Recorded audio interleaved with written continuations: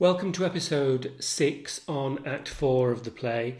My apologies for some of the sound issues in the last episode. I fear I'd unplugged my microphone and there was something of an annoying buzz in the background.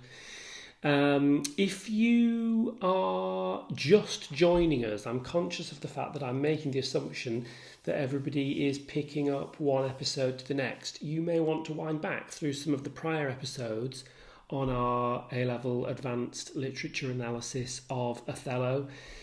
If you want to jump into the comments, I've just been reviewing the last episode and I'm very conscious that as I'm recording it, there are bits and pieces of language that I'm definitely missing along the way, but episode times are already running pretty long and exceeding an hour for each act between the actual acting of and commenting on it. Do comment if you like. I fear that my Bianca accent at the end of the last episode, which was pitching for a kind of quasi-Italian, was at times coming out more Russian and then ending up with something of a Dracula vibe. Do comment away. And if you've any questions on pertinent points of language analysis or structure or socio-historics or critics along the way, do by all means ask and I'll do my damnedest to get back to you as fast as I can. You might want to comment and add some further analytical points or refine something that I'm saying. I want to look in the opening scene of Act 4 at applying the same kind of language analysis techniques that we did with Act 3, Scene 3, in regard to things like modes of address and politeness principles, how characters are addressing one another, especially as Othello's language becomes more violent. We might also still want to be thinking who is actually setting the agenda, even if they don't wish to seem to be doing so, and planting ideas in other characters' minds. We might want to think about adjacency pairs. Are principles that we would normally expect of question and answer being followed, or are direct answers or lies being evaded by repeating question with question? Equally, we might want to think about who has the dominant airtime. Are there interruptions? Is there stickomythia back and forth of half lines that are perhaps not quite strictly adopting iambic pentameter in the way that we normally expect? Remember to be thinking throughout about imagery. I will not be pausing and labelling every last bit of imagery or language symbolism within this play. Across the last act, we got a lot of imagery to do with the rising of abhorrent hatred and desire for revenge swelling in Othello's bosom like the sea, being uncontrollable. And again here, adjacency pair principles that we would expect are countered. Questions are answered with repetitions of questions, and Othello's language becomes increasingly graphic with references to the supposed alleged infidelity. He becomes much more violent in his language about her and much more sexual in his language about her in a way that starts to show and continues to show the way that Iago's linguistic style is infiltrating Othello's mind. So we open here with another dialogue between Othello and Iago. Will you think so? Think so, Iago? What? To kiss in private? An unauthorised kiss? Or to be naked with her friend in bed an hour or more, not meaning any harm? Naked in bed, Iago, and not mean harm. It is hypocrisy against the devil. They that mean virtuously, and yet do so, the devil their virtue tempts, and they tempt heaven. If they do nothing, 'tis a venial slip. But if I give my wife a handkerchief, what then? Why then 'tis hers, my lord, and being hers, she may, I think, bestow it on any man. She is protectress of her honour too. May she give that?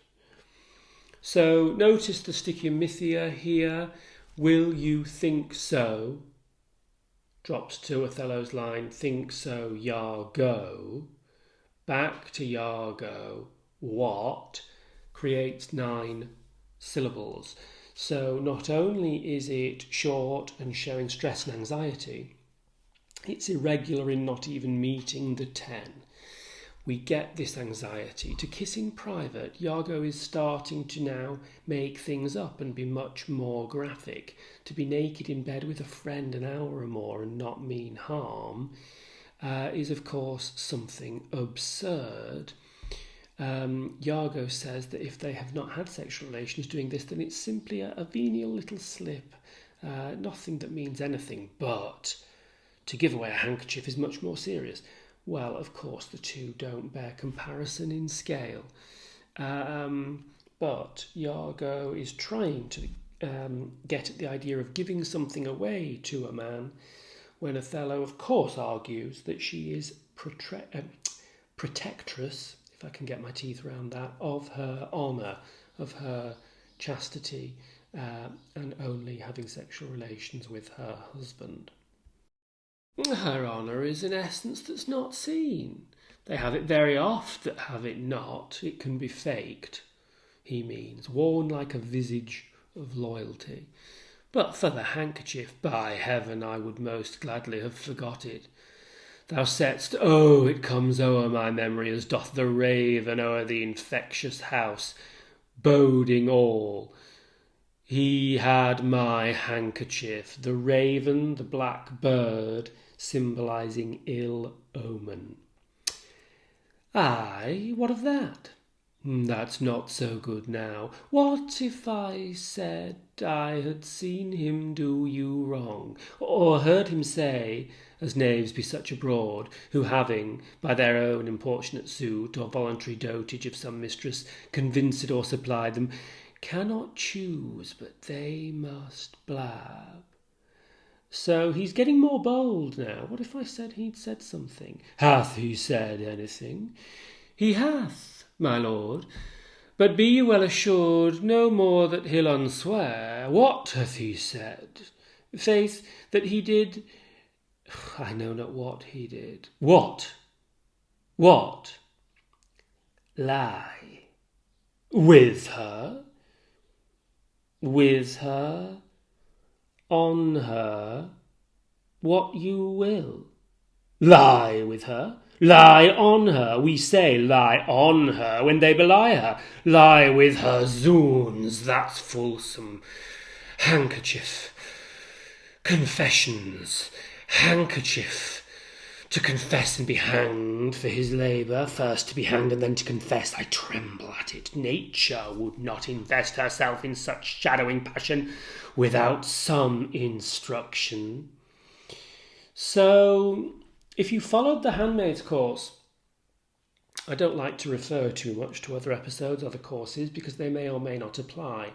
But Atwood there looked at the idea of the passivity of a woman lying for sexual use by a man in a misogynistic way versus the idea of lie and deceit. There are multiple possible interpretations and connotations of the word lie here. To lie, to be deliberately untruthful, to be deceitfully having an affair, goes hand in hand with the concept of lying having a sexual connotation. Untruths, lies, deceit, the sexual act in and of itself. So Othello is falling into a fit here. Handkerchief, confessions, handkerchief. He is starting to essentially have an epileptic fit. He is losing control of himself and losing control of his eloquence. Note, though, that Iago says lie with her, on her, what you will. He explicitly shows here that he wants his master to jump to what conclusions he will.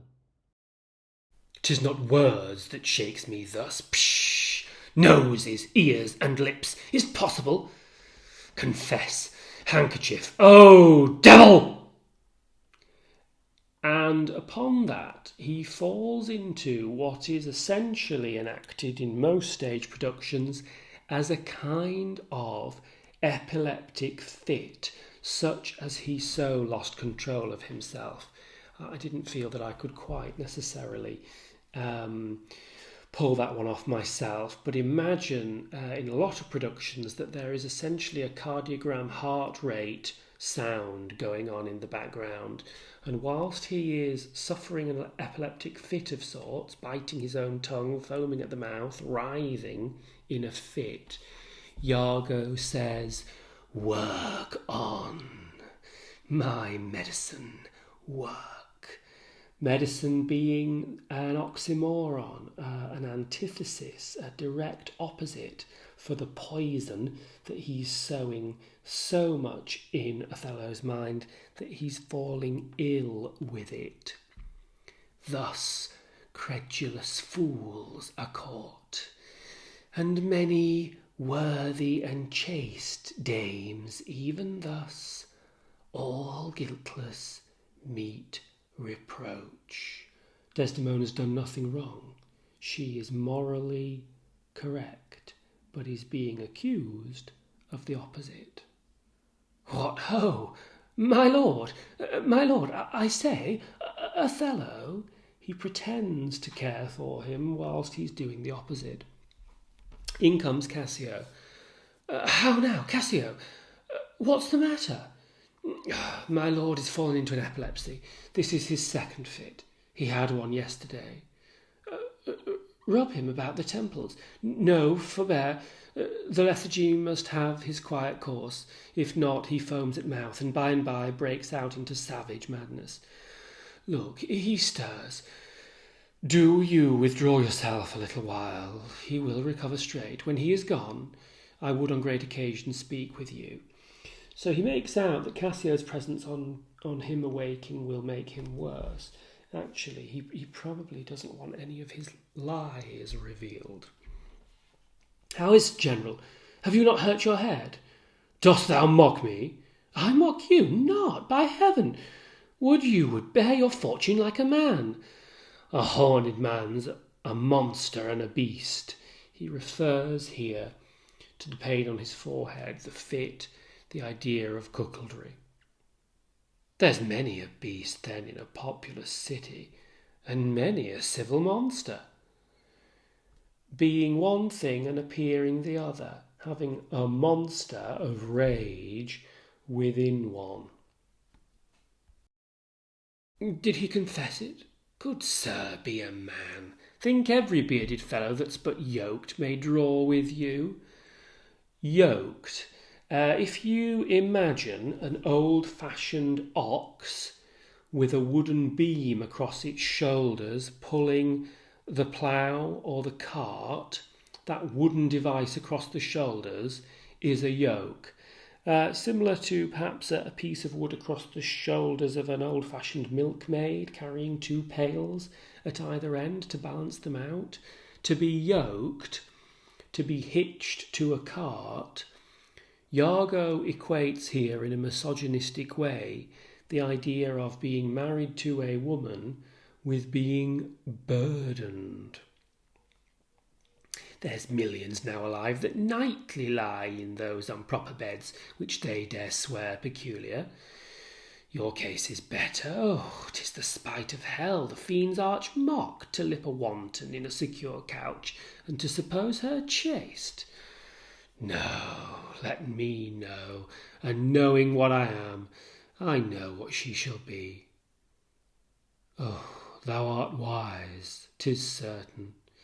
Stand you a while apart, confine yourself, but in a patient list. He wants Othello confined, kept on his own, so as not to logically see that this isn't really true.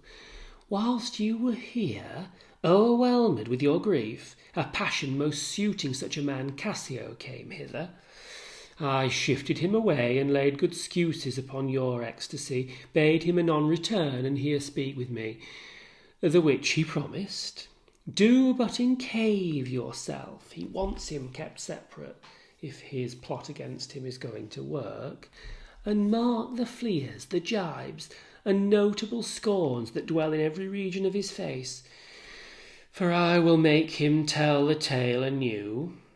Where did they have sex? How did they have sex? How oft did they have sex? How long ago?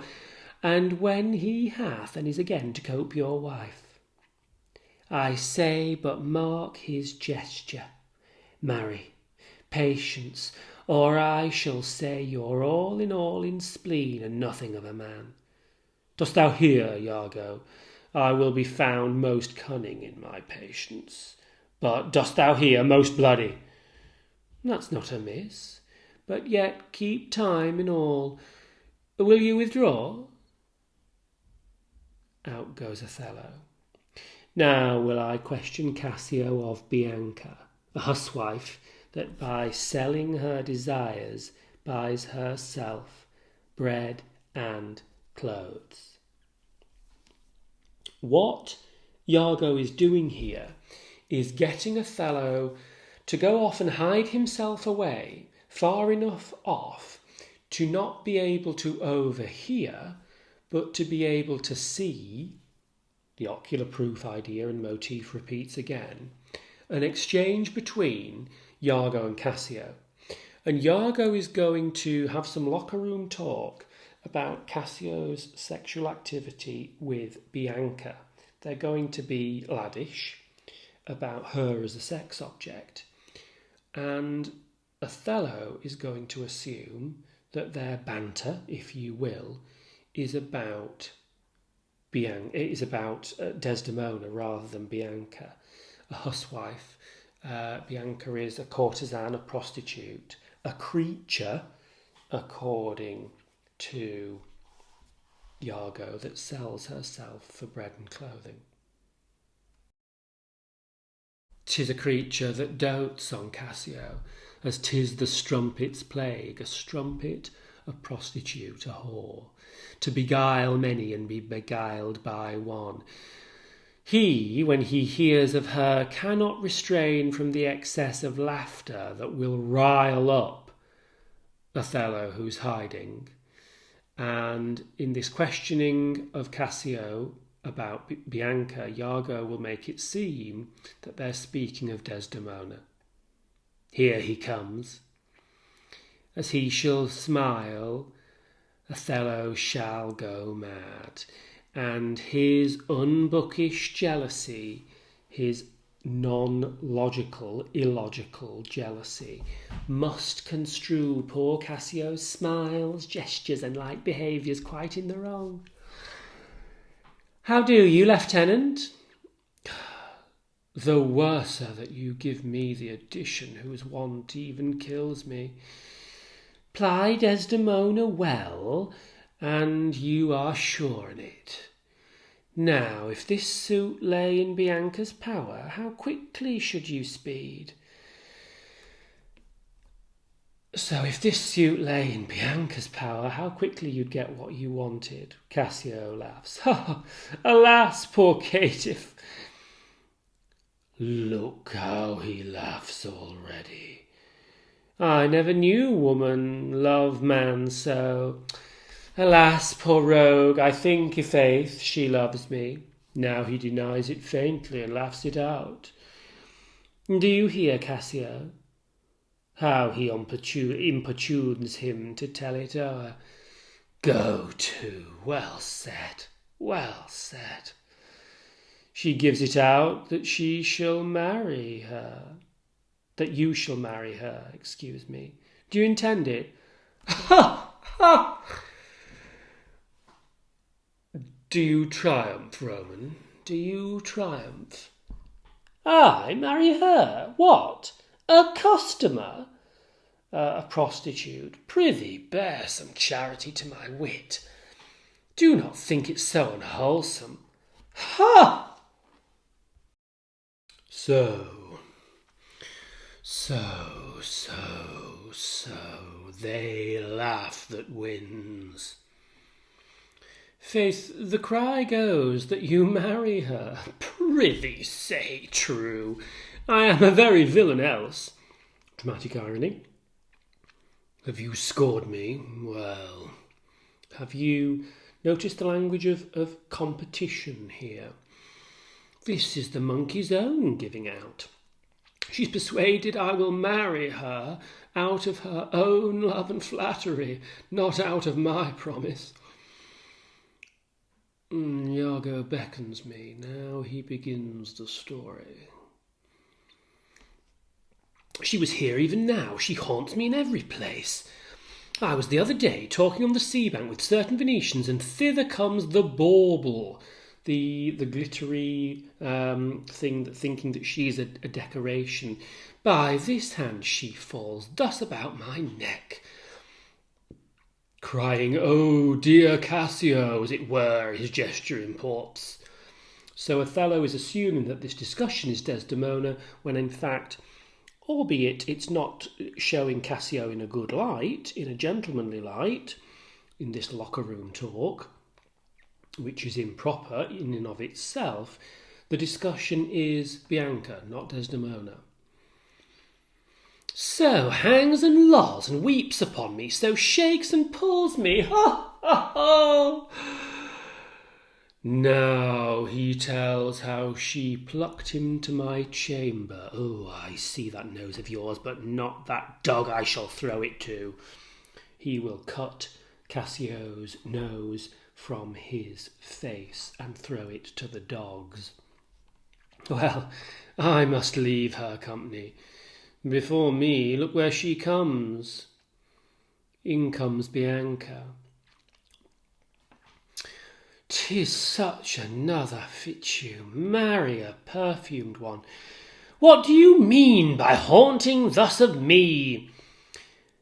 Let the devil and his dam haunt you. What you mean by that same handkerchief you gave me even now? I was a fine fool to take it. I must take out the work. A likely piece of work that you should find it in your chamber and not know who left it there.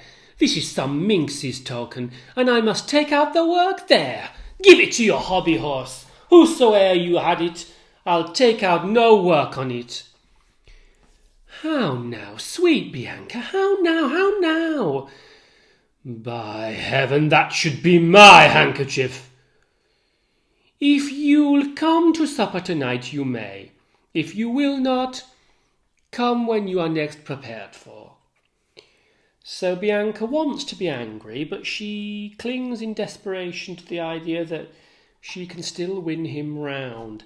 I've no idea what's going on with my accent, by the way. I think maybe I've been a little bit influenced by the actress who plays Inventing Anna on Netflix. The one who's the blonde in Ozark, but you guys at A-level shouldn't have seen that. It's Cert 18 for a good reason. After her, says Iago. If faith I must, she'll rail in the streets else. Will you sup there? Faith, I intend so. Well, I may chance to see you, for I would very fain speak with you. Prithee come, will you? Go to, say no more.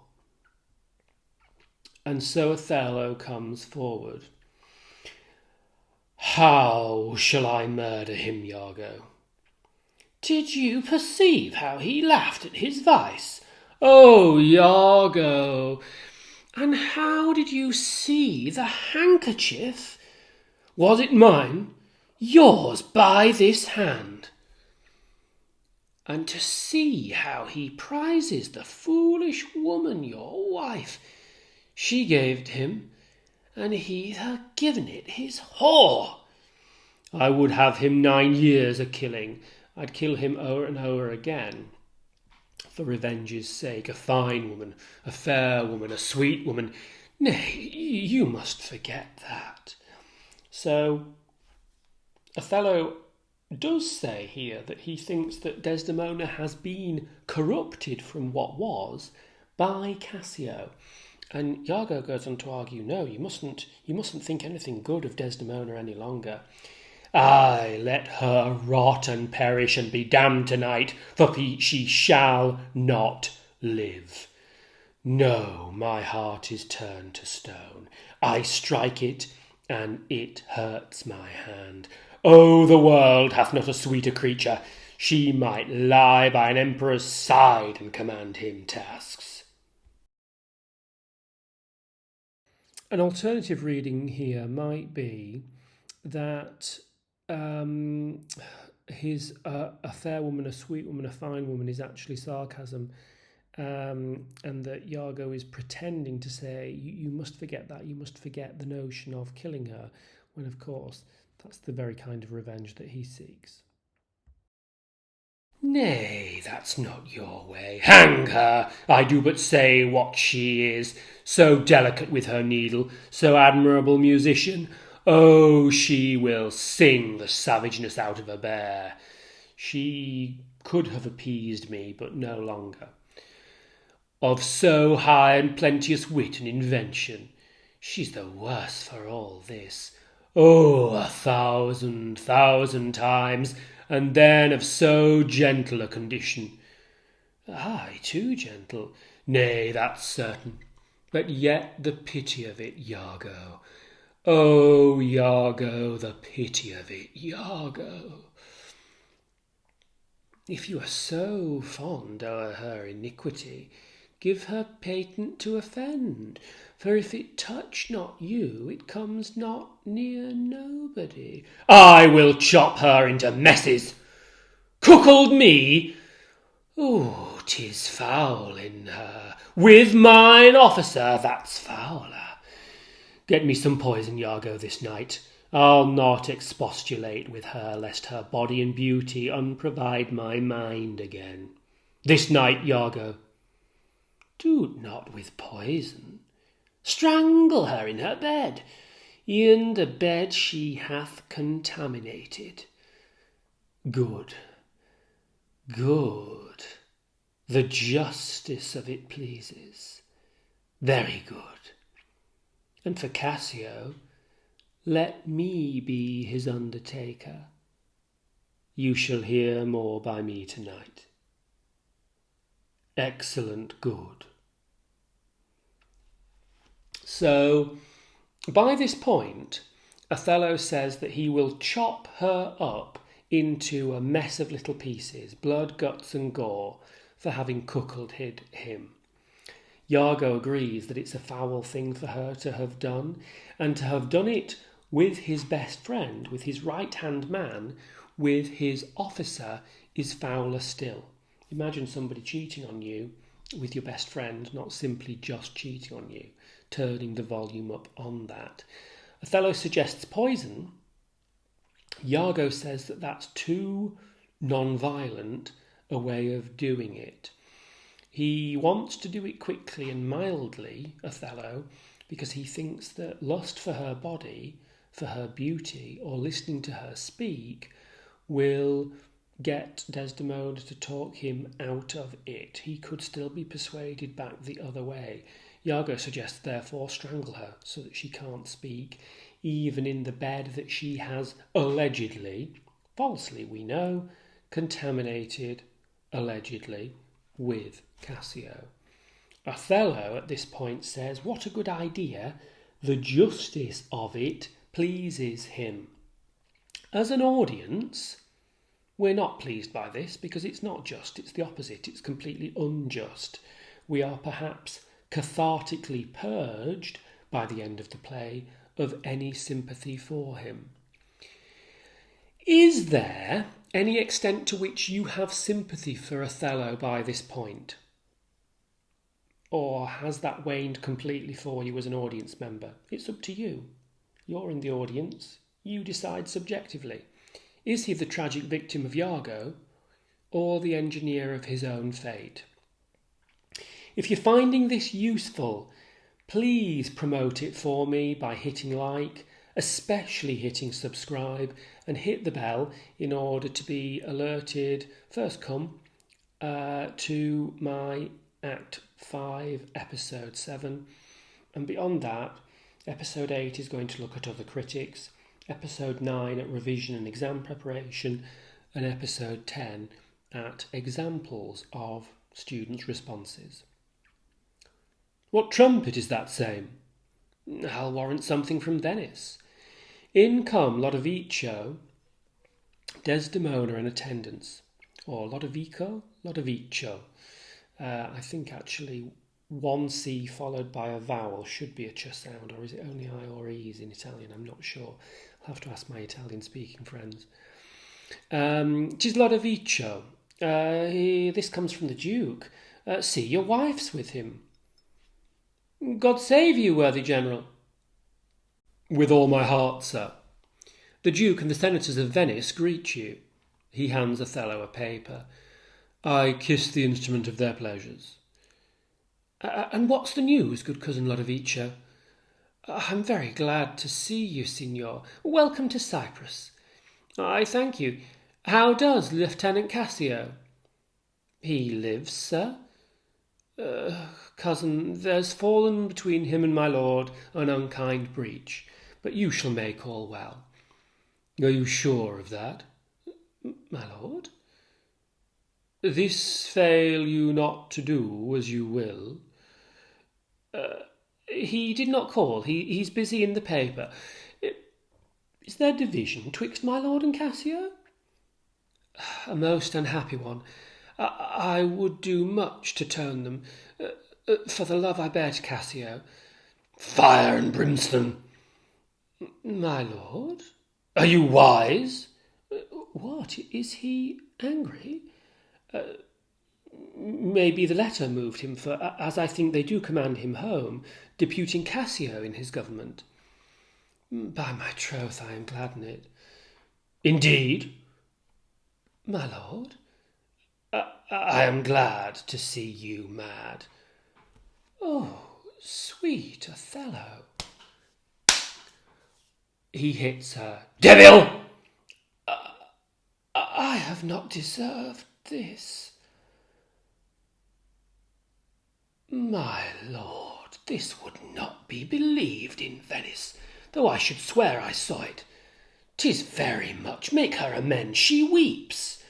So Lodovico is shocked to see the erstwhile noble Othello physically slap his wife in the company of these other men. Oh, devil! Devil! If that the earth could teem with women's tears, each drop she falls would prove a crocodile. They are fake tears, he says. Out of my sight! I will not stay to offend you. Truly an obedient lady. I do beseech your lordship, call her back. Mistress! In this sense being used to address a prostitute in a brothel. My lord. What would you do with her, sir? Who? I, my lord? I? You did wish that I would make her turn? Sir, she can turn, and yet go on. Tossing in the bed sexually, essentially, is the imagery here. She can weep, sir, weep. She's obedient, as you say. Obedient, very obedient. Proceed you in your tears. Concerning this, sir, oh, well-painted passion, he argues again that she is faking her tears. I am commanded home. Get you away. I'll send for you anon. Sir, I obey the mandate, and I will return to Venice. Hence, avaunt! Be gone, get lost. A dismissal of the strongest terms. Cassio shall have my place, and, sir, tonight I do entreat we may sup together. You are welcome, sir, to Cyprus. Goats and monkeys!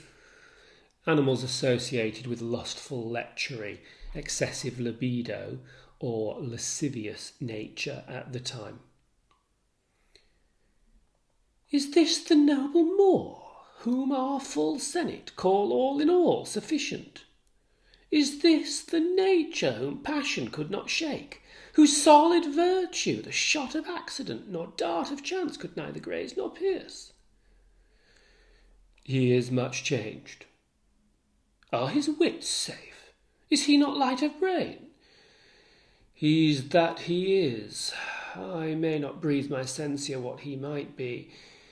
If what he might be is not, I would to heaven he were. What, strike his wife? Faith, that was not so well. Yet would I knew that stroke would provide the worst. Is 'tis use, or did the letters work upon his blood some new create this fault? Lodovico wonders if the letter has upset him, or if this is something ongoing in the longer term. Alas, alas, it is not honesty in me to speak what I have seen and known. Dramatic irony. You shall observe him, and his own courses will denote him, so that I may save my speech. I don't want to incriminate myself, so I will let you draw your own conclusions by the behaviours of Othello that he has engendered, with his medicine working on. Do but go after and mark how he continues. I am very sorry that I am deceived in him. Meaning, I'm sorry that I misjudged his good character in the first place, if this is what he really is. He's losing his reputation. Scene 2, Othello and Emilia. Have you seen nothing, then? He does at least question Emilia. Nor ever heard, nor ever did suspect. Yes, you have seen Cassio and she together. But then I saw no harm, and then I heard each syllable that breath made between them. What, did they ne'er whisper? Ne'er, my lord. Nor send you out of the way? Never. To fetch her fan, her gloves, her mask, nor nothing? Never, my lord. That's strange. I durst, my lord, to wager she is honest, lay down my soul at stake. If you think other, remove your thought. It doth abuse your bosom if any wretch have put this in your head. Let heaven requite it with the serpent's curse. For if she be not honest, chaste, and true, there's no man happy. The purest of their wives is foul as slander. If somebody's put this in your head and abused your heart, don't listen to them. The dramatic irony that we know it's her husband. Bid her come hither, go. She says enough, yet she's a simple bawd that cannot say as much. Perhaps she is too unintelligent to have noticed Desdemona is a subtle whore, a closet lock and key of villainous secrets, a good actress who's hiding it away, and yet she'll kneel and pray. I have seen her do it. She must be faking her Christianity. My lord, what is your will? Pray you, Chuck, come hither. What is your pleasure? Let me see your eyes. Look in my face. What horrible fancy is this? Some of your functions, mistress. Leave procreance alone, and shut the door. Leave procreance, lovers, procreation alone. He pretends that he wants to be alone with her sexually. Cough, or cry hem if anybody come. Your mystery, nay, dispatch. Upon my knees, what doth your speech import? I understand a fury in your words, but not the words. Why, what art thou? Your wife, my lord, your true and loyal wife. Come, swear it. Damn thyself, lest, being like one of heaven, the devils themselves should fear to seize thee. Therefore be double damned. Swear thou art honest. Heaven doth truly know it. Heaven truly knows that thou art false as hell. To whom, my lord? With whom? How am I false? Oh, Desdemona, away, away, away! Alas, the heavy day, why do you weep? Am I the motive of these tears, my lord? If haply you my father do suspect any instrument of this your calling back, let not your blame lie on me. If you have lost him, I have lost him too. Had it pleased heaven to try me with affliction, had they rained all kind of sores and shames on my bare head, steeped me in poverty to thy very lips, given me captivity and utmost hopes, I should have found in some foul place of my soul a drop of patience. But alas, to make me a fixed figure for the time of scorn to point his slow, unmoving finger at, yet could I bear that too. Well, very well. But there where I have garnered up my heart, where either I must live or bear no life, the fountain from the which my current runs or else dries up, to be discarded thence, or keep it as a cistern for foul toads to not engender in. Turn thy complexion there, Patience, thou young and rose-lipped cherubin, aye, there look grim as hell.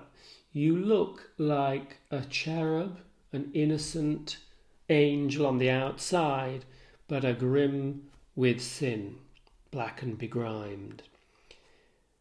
I hope my noble lord esteems me honest. Oh, aye, as summer flies are in the shambles that quicken even with the blowing. Oh, thou weed, who art so lovely fair, and smell so sweet, appear fair on the outside, that the senses ache at thee, would thou hadst ne'er been born. Alas, what ignorant sin have I committed? Was this fair paper, this most goodly book, made to write whore upon? What committed? Committed, O thou public commoner. I should make the very forges of my cheeks, forges, places where one does metalwork with heat, his hot cheeks, that would to cinders burn up modesty. Did I but speak thy deeds, what committed? Heaven stops the nose at it, he can barely say it, and the moon winks, the bawdy wind that kisses all it meets is hushed within the hollow mine of earth, and will not hear it. What committed? Impudent strumpet! By heaven, you do me wrong. Art not a strumpet? No, as I am a Christian. If to preserve this vessel for my lord, I preserve my body sexually for you only, from any other foul and lawful touch, be not a strumpet, I am none. What? Not a whore? No, as I shall be saved. Is't possible? Oh, heaven forgive us. I cry you mercy then. I took you for that cunning whore of Venice, that married with Othello. You, mistress! Venice, remember, is associated with prostitution. In comes Emilia.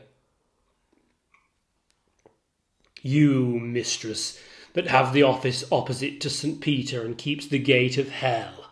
You, aye, you. We have done our course. There's money for your pains. He pretends, figuratively, that he is paying her for her sexual services as though a prostitute. I pray you turn the key and keep your counsel. Excuse me, that's he's paying off Emilia in order to be locked away alone. And out he goes. No, excuse me, I've muddled that twice. So yes, he's essentially pretending to pay for sex, and he's gone, leaving Emilia and Desdemona behind. Alas, what does this gentleman conceive? How do you, madam? How do you, my good lady? Faith, half asleep. Good madam, what's the matter with my lord? With who? Why, with my lord, madam. Who is thy lord? He that is yours, sweet lady. I have none. Do not talk to me, Emilia. I cannot weep, nor answers have I none. But what should go by water, prithee, to-night, lay on my bed my wedding sheets. She has a premonition of some bad end, and she wants her wedding night sheets on the bed. Remember, and call thy husband hither. Here's a change indeed. 'Tis meet I should be used so, very meet. How have I been behaved that he might stick the smallest opinion on my least misuse? What's your pleasure, madam? How is't with you? I cannot tell. Those that do teach young babes do it with gentle means and easy tasks. He might have chid me so, for in good faith I am a child to chiding. Some contemporary audiences feel that they are frustrated by what they read, or, as an audience member, see, as Desdemona's passivity. But I'd argue that for a contemporary play, she's been far from passive. She's eloped with a black man against her father's wishes and advocated for Cassio throughout. But the Christian themes of this and the social mores of the time dictate this loyalty to husband as having been slighted for alleged sexual conduct. When you are looking at Objective 3 for assessment, the social and historical context, it's important to take a nuanced approach to the contexts of a text being written, rather than just quite bluntly, generically and naively applying a 2022, 21st century attitude to the content therein.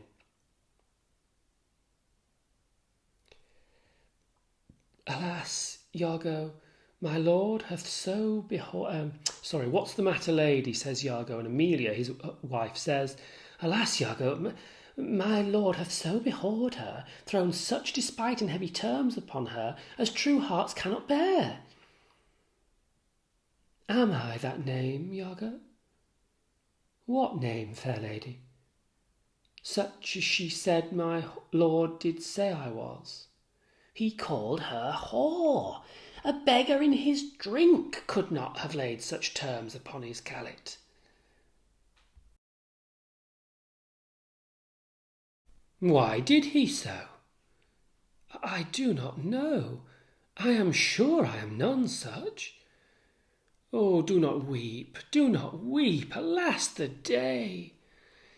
How frustrated are we with Iago at this moment? Hath she forsook so many noble matches, people of equal clime, white men in Venetian society, her father and her country, and her friends, to be called whore? Would it not make one weep?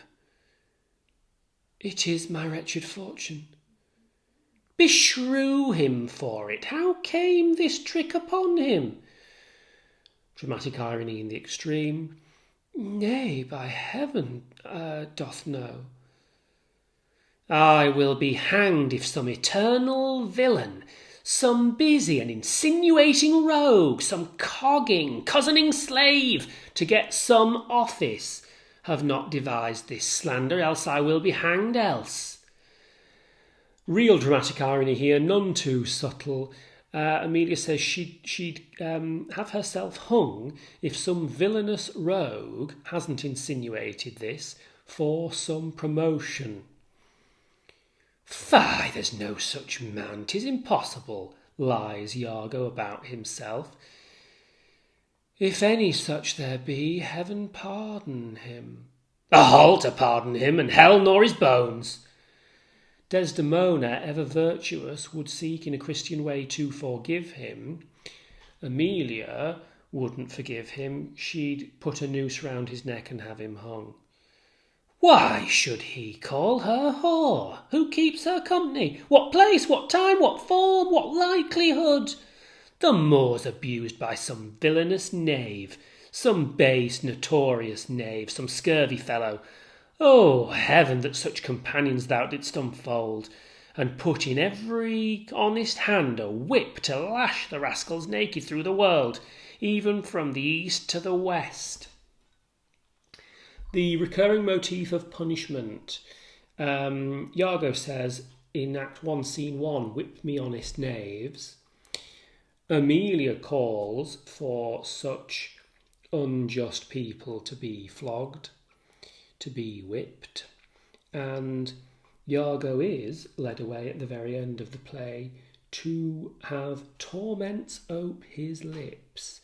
It might sound a little bit strange of me, but I do tend to get people to take a vote at the end whether they want a final scene in which there's some sort of torture.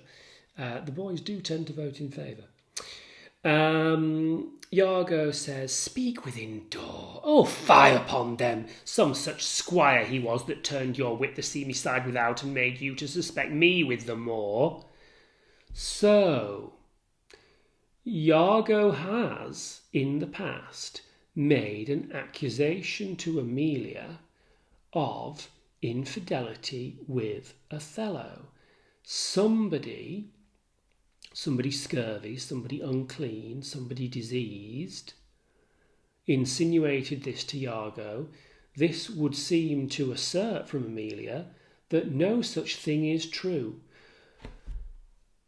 Iago says he's motivated by wanting Cassio's promotion, but his hatred of the Moor is also about this alleged cuckoldry. We, I think, as an audience, can be confident that one of his motivations is an untrue suspicion. We could take a queer theory reading that Iago is motivated by a desire for Othello, but I think that that sort of denormalizing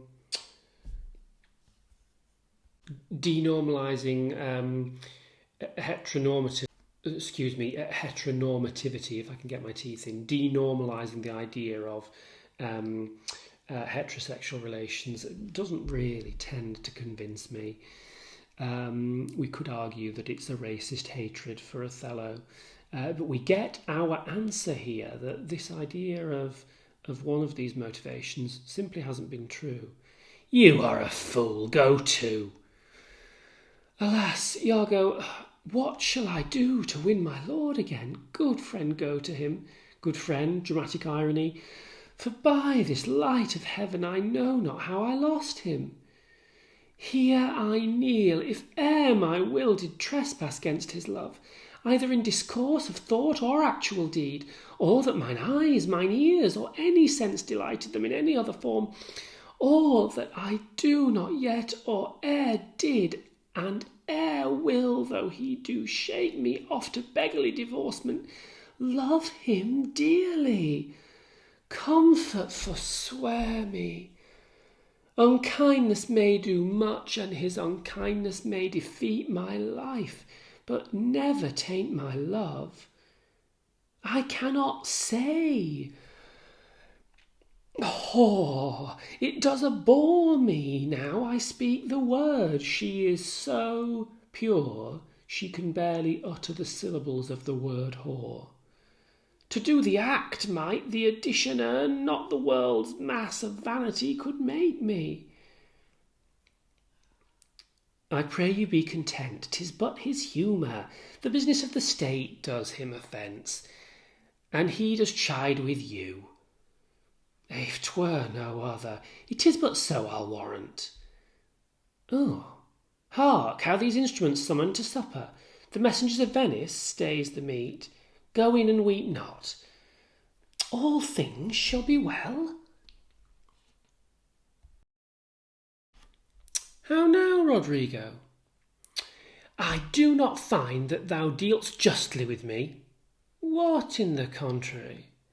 Every day thou daft'st me with some device, Iago, and rather, as it seems to me now, keeps from me all conveniency that suppliest me with the least advantage of hope. I will indeed no longer endure it, nor am I yet persuaded to put up in peace what already I have foolishly suffered. Will you hear me, Rodrigo? Faith, I have heard too much, and your words and performances are no kin together. So Rodrigo is getting wise. You charge me most unjustly, with naught but truth. I have wasted myself out of my means. The jewels you have had from me to deliver to Desdemona would half have corrupted a votaress. You have told me she hath received them, and returned me expectations and comforts of sudden respect and acquaintance, but I find none, because Iago is taking his money. Well, go to, very well. Very well, go to. I cannot go to, man, nor 'tis not very well. By this hand, I say 'tis very scurvy, and begin to find myself fopped in it. Very well, I tell you 'tis not very well. I will make myself known to Desdemona. If she will return me my jewels, I will give over my suit and repent my unlawful solicitation. If not, assure yourself I will seek satisfaction of you. You have said now. Ay, and said nothing but what I protest intendment of doing. Why, now, I see there's mettle in thee, and even from this instant do build on thee a better opinion than ever before. Oh, I've underestimated you, Rodrigo. There's mettle in you. Give me thy hand, Rodrigo. Thou hast taken against me a most just exception, but yet I protest I have dealt most directly in thy affair. It hath not appeared. I grant indeed it hath not appeared, and your suspicion is not without wit and judgment. But, Rodrigo, if thou hast that in thee indeed, which I have greater reason to believe now than ever, I mean purpose, courage, and valour, this night show it. If thou the next night following enjoy not Desdemona, take me from this world with treachery, and devise engines for my life. Well, what is it? Is it within reason and compass? Sir, there is a special commission come from Venice to dispute Cassio in Othello's place, to depute Cassio, to put Cassio in Othello's place while Cassio returns to Venice. Is that true? Why, then, Othello and Desdemona return again to Venice. Oh, no. He goes into Mauritania, and takes away with him the fair Desdemona, unless his abode be lingered here by some accident, wherein none can be so determinate as the removing of Cassio. Here is the next thing that Iago wants Rodrigo to get involved with. He's going to persuade him to attack Cassio. Oh, how do you mean removing him? Why, by making him incapable of Othello's place. Knocking out his brains. And you would have me do that? Aye, if you dare do yourself a profit and a right. He sups tonight with the harlotry. He is going into the district of town where the prostitutes are to have dinner with Bianca, and thither will I go to him. He knows not yet of his honourable fortune. If you will watch his going thence, which I will fashion to fall out between 12 and 1, you may take him at your pleasure. I will be near to second your attempt, and he shall fall between us. Iago needs rid of Cassio so that he can't testify against him. Come, stand not amazed at it, but go along with me. I will show you such a necessity in his death that you shall think yourself bound to put it on him. It is now high supper time, and the night grows to waste. About it! I will hear further reason for this, and you shall be satisfied. Note that we drop out of pentameter and verse and into prose in that last scene when Iago is openly plotting Cassio's murder to convey the evil. Scene 3, Othello, Lodovico, Desdemona, Emilia, attendants. I do beseech you, sir, trouble yourself no further. Oh, pardon me, 'twill do me good to walk. Madam, good night. I humbly thank your ladyship. Your honour is most welcome. Will you walk, sir? Oh, Desdemona. My lord? Get you to the bed on the instant.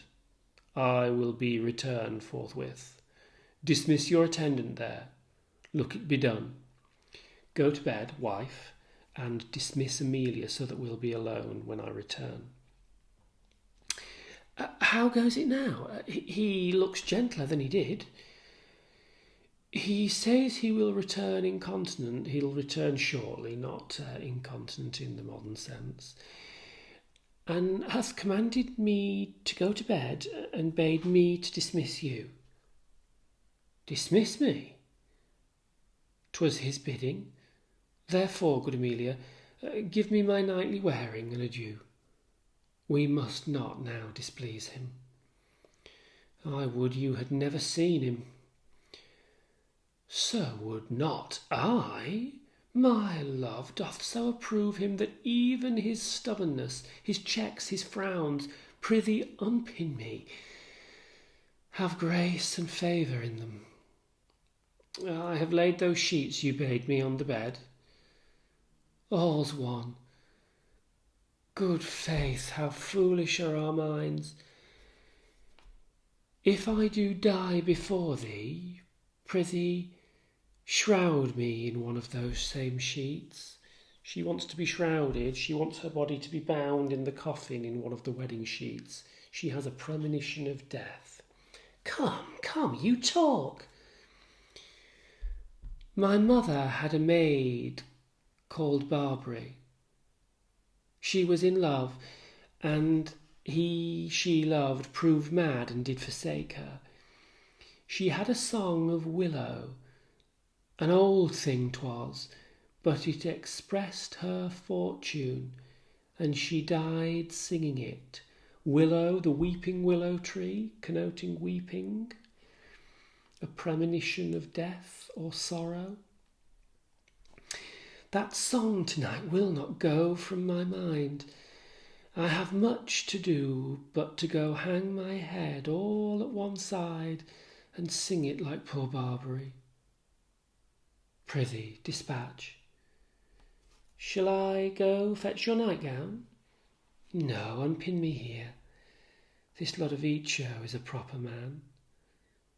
A very handsome man. He speaks well. I know a lady in Venice would have walked barefoot to Palestine for a touch of his nether lip.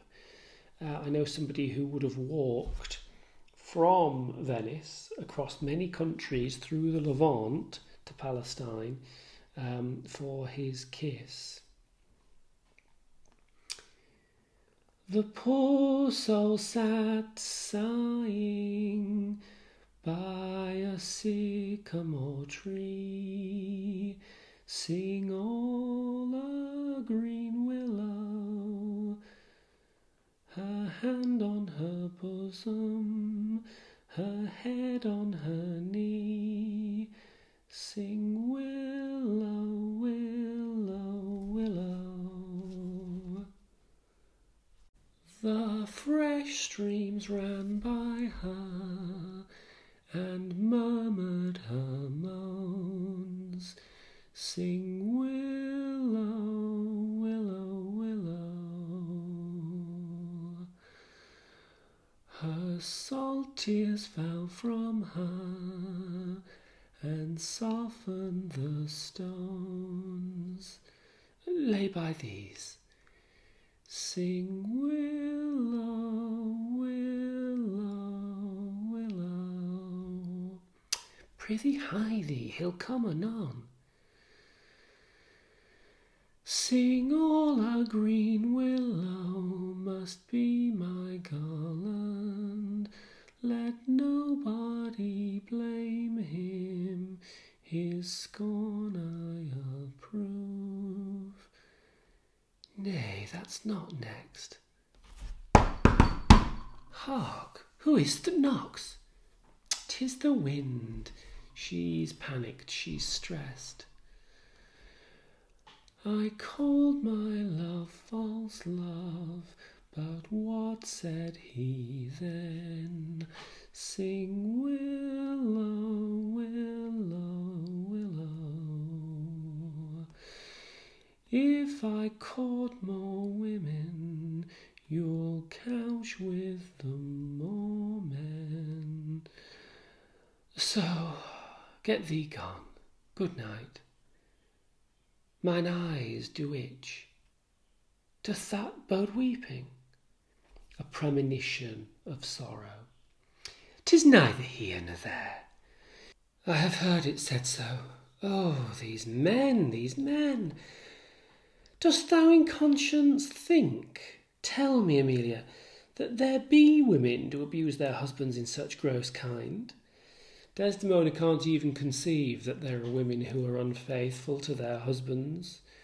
Emilia, on the other hand, quite conversely says, there be some such, no question. Wouldst thou do such a deed for all the world? Why, would not you? No, by this heavenly light. Desdemona is too Christian to even conceive of such a thing. Emilia thinks it's possible in the right circumstances. No, neither I, by this heavenly light. I might do it as well in the dark. Depends who knew or who heard. Wouldst thou do such a deed for all the world?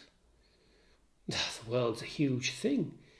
'Tis a great price for a small vice. In troth, I think thou wouldst not. In troth, I think I should, and undo it when I had done it. Marry, I would not do such a thing for a joint ring, nor for measures of lawn. I wouldn't do it for a small matter of jewellery or marriage or a bit of land, nor for gowns, petticoats, nor caps, or any petty exhibition. But for the whole world, Ud's pity.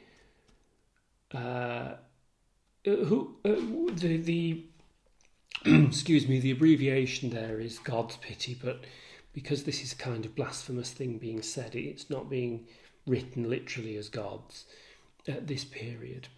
Who would not make her husband a cuckold to make him a monarch? I should venture purgatory for it.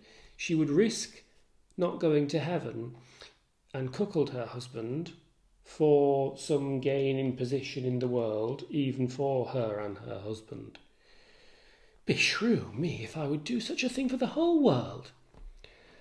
Why, the wrong is but a wrong i' the world, and, having the world for your labour, 'tis a wrong in your own world, and you might quickly make it right. I do not think there is any such woman. Yes, a dozen, and as many to the vantage as would store the world they played for. But I do think it is their husbands' faults if wives do fall. If a wife strays, it's the fault of the husband, she says. Say they slack their duties and pour our treasures into foreign laps.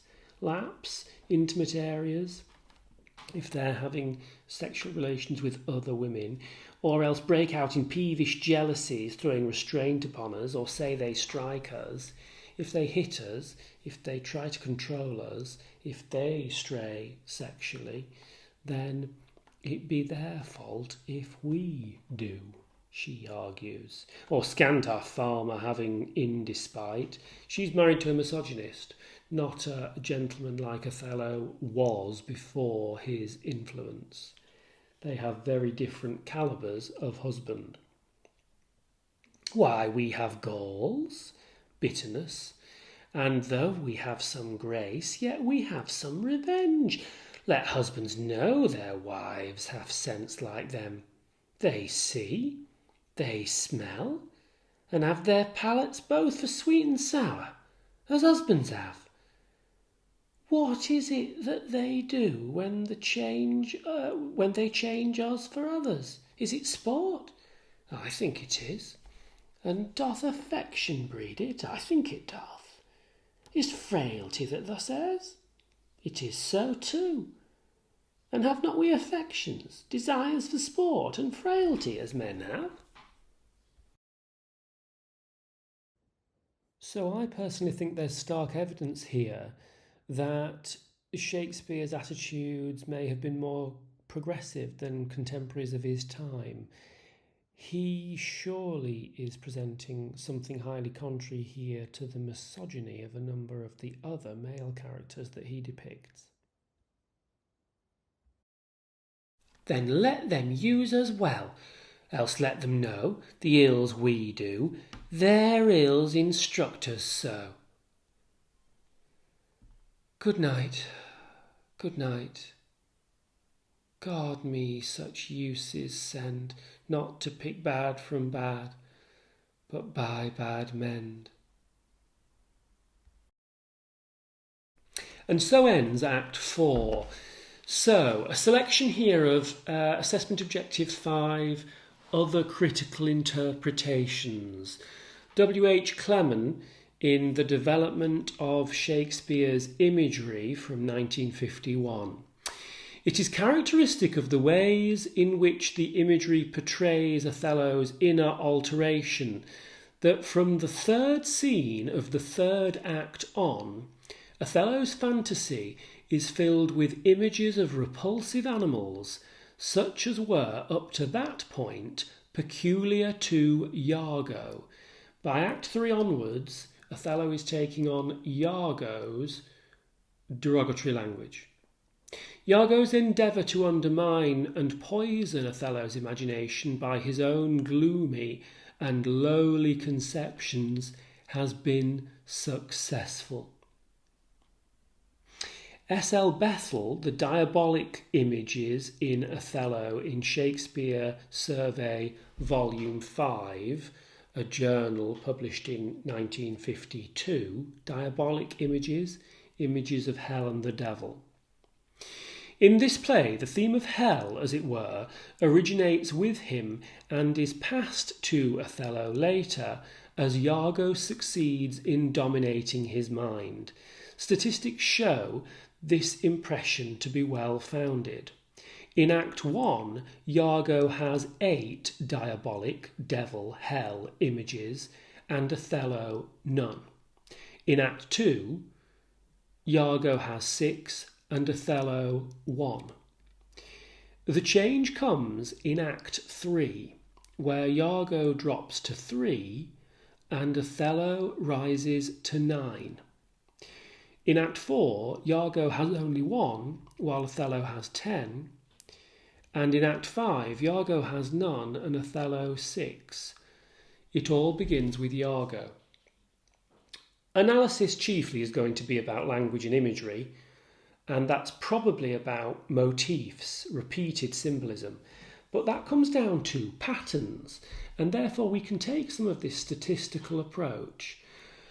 It might be that you want to use Bethel and just agree, but rather than simply saying, this is what S.L. Bethel says and I agree, at least take it to the middling performance point of finding further evidence of some of those examples of hell and the diabolical imagery within the play. And then elsewhere, find another critic that you pitch against still a third critic to become more evaluative about who you are more or less persuaded by, or indeed to refute and criticise altogether, making for a more sophisticated response. Just citing one of these critics only gets you at best, a D grade. If you are not using critics, you're on an E. If you can remember some critics and that's all you do is remember them, you're on a D. If you start to find evidence in alignment with them, hopefully that's getting you into C territory.